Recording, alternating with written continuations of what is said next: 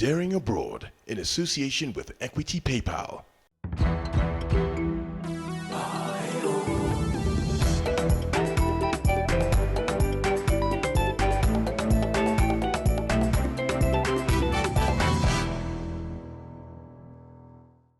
Tonight, on our final episode of the returnees edition of Daring Abroad, we feature Professor Frederick Okatcha.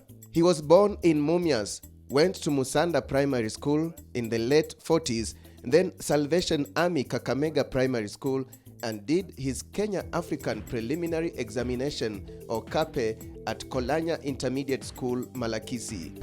Qualified, entered the then Government African School, Kakamega, in 1955. Completed 59. I went to Kisumu, and while I was in Kisumu, I was able to discover there were some opportunities for people who had completed high school to go to the US for further studies. Yes, it was through friends and networking that he got to learn about the JKF scholarships and what had now become commonly known as Tom Mboya Airlift. There was no open competition. It was just a question of being identified and maybe being nominated by somebody who knew you. But the scholarships were fewer than the people who wanted to go. Some of the people who could afford to pay for their expenses in the US would qualify to get a place on the plane, because being given a place on the plane was not a guarantee for a scholarship from the Tom Mboya group. In his case, Professor Okatcha applied to American colleges and universities for scholarships, and at the same time got a chance on the airlift. My college at that time was called Central Missouri State College, which is now University of Central Missouri. Even those days, one required a visa to the US, he says, and one had to give proof of ability to pay tuition and upkeep while studying abroad. The lady in charge of the visas was very tough. She calculated the figures and he said, oh, you are short of 500 shillings. If you don't bring 500 shillings, I'll not give you a visa. And that time a dollar was 7 shillings. And I thought I was okay. His relatives helped sort out the problem. Then came the big day to bid Kenya bye-bye at the age of 22. I started a journey from my cousin's place in Isili, to go to the old airport, not this one. This one was not there. We took a plane which had been sent from the US, operated by a company called 7 Seas Airlines. When we left here, those leaders of ours, Wakina Mboya, Njoroge, Kiano, Jiru, were all smiling and wishing us the best of luck and telling us that we should come back when we finish. And we say, okay, we'll come back. So bye-bye to Kenya. Then the experience in the skies. It was a long journey. First stop where? Khartoum. From Khartoum, we went to Benghazi in Libya. We stopped there, and Benghazi, the winds were blowing that sand, and it was not fun and hot. So we went to their building there to have some cold sodas. Then immediately we went back to the plane. From Benghazi, we went to Amsterdam. After a while, we connected from Amsterdam to where? Iceland, Reykjavik. From Iceland, we were headed to Newfoundland. It's a place called Gander. From Gander now. That is in Canada. From Gander, now we were headed for New York. It's funny enough, there were so many Kenyans waiting for us there and some Americans. On arrival in New York, they were taken to a hotel.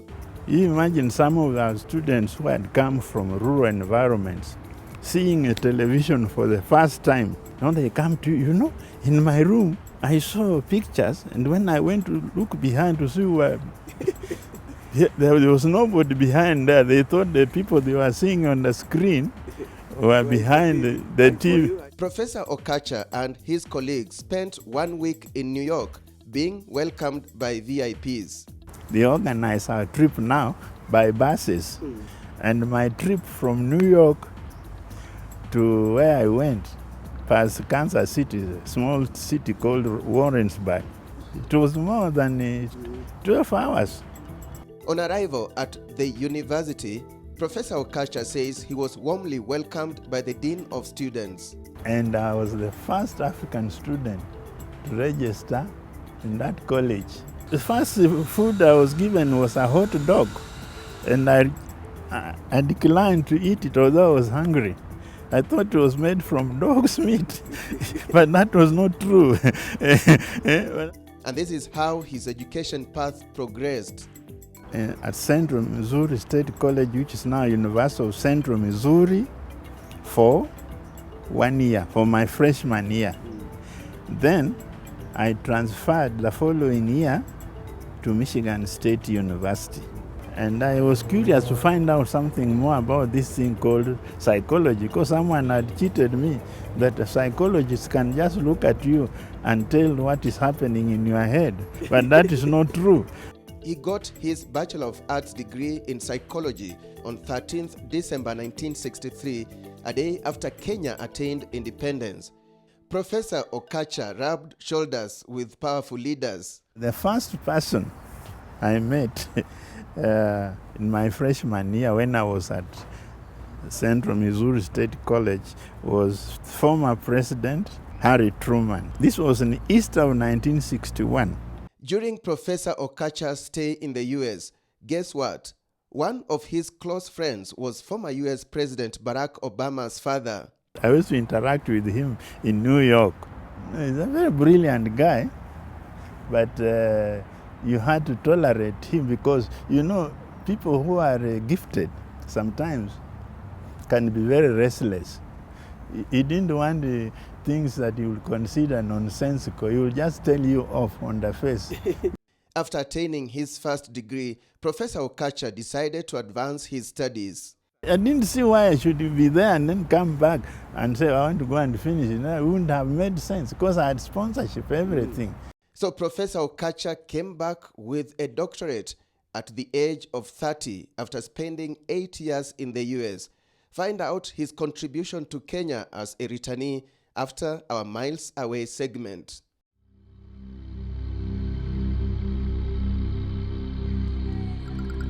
On Miles Away, we tour the state of Michigan, where Professor Okatcha studied. Located in the Midwestern region of the United States, Michigan has a population of about 10 million people. Its capital is Lansing. Nicknamed the Great Lake State, Michigan has more than 11,000 inland lakes. The state is also an interesting place to live with numerous scenic sites. One such place is the Tunnel of Trees in northern Michigan. The tunnel is a popular highway that winds along the shoreline of Lake Michigan. There is also an arbor, an exciting cultural and historic city with excellent city museums including the University of Michigan Museum of Art. Moreover, Michigan's largest city, Detroit, is referred to as the automotive capital of the world. And just like Kenya, Michigan's top economic earners include tourism and agriculture. And that's Miles Away. My name is Michael Zimanji.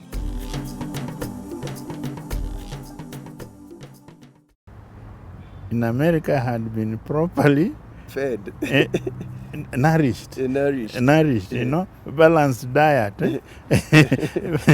You are watching Professor Frederick Okatcha's experience as a JFK Airlift scholar and why he decided to return home. I arrived here September 1568, and at that time there was a need for manpower in this country, and there was no reason for anyone saying I want to stay around here. If anything, my sponsors would have been very, very disappointed if they had heard that I had plans to stay in America, because they spent a lot of money on me for my bachelor's degree, master's, Ph.D. And in any case, the 3 university colleges of the University of East Africa were actually looking for me. He accepted a teaching job at the University of Nairobi. What other job would anybody like in an African country apart from lectureship? Because there is more freedom there. If you go to civil service, you don't enjoy that kind of freedom. There's too much stagnation there. My salary at that time I was about 3 times more than the salary of a member of parliament, because I remember my MP was earning 800 shillings per month. professor was earning more than a permanent secretary. Now tell me today, is that true? No. No. So what happened? Have these people in the civil service gotten other qualifications that we don't know? He believes Obama Sr. made a mistake to join the civil service as an economist when he returned to Kenya. Someone like Obama would have survived in a university setting, where he could blow up or blast you and get away with it. Now you blast people in civil service, how long will you survive? Professor Okatcha is a retired lecturer after teaching for 45 years. Many prominent personalities have passed through his hands. Benjamin Kibkulei, Wilfred Kimalat, and Kimalat actually taught him shortly at Makerere, and I was responsible for his going to the University of Wisconsin for his master's. So I was very proud to see them up there, including their Minister of Education, Oloa Ringo, was my student here. So what did America teach him? America taught me to be humble, because some of the things I was seeing the so-called big people doing in a very humble way, I know the kind of things I can see here among some of our so-called top people. But those people taught me to be humble, and actually to say the truth. An educated person is one who is humble. Don't go on throwing your weight around that you are a professor or you are a vice chancellor or you are what. No, you are a human being. Professor Okatcha's punchline is, opportunities first before you can castigate Kenyans living abroad for not coming back home. First of all, now, in this, what you call the shrinking world, you say you have no jobs here. So you say you come back home. Come back home to do what?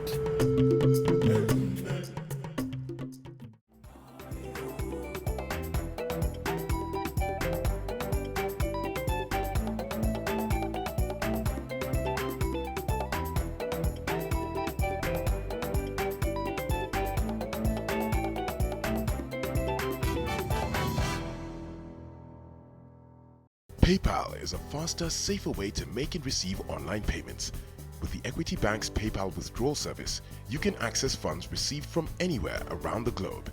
Even better, you can now withdraw funds from your PayPal account to your Equity Bank account at a reduced rate of as little as 1%. Visit Equity's self-service portal to link your PayPal account to your Equity Bank account today.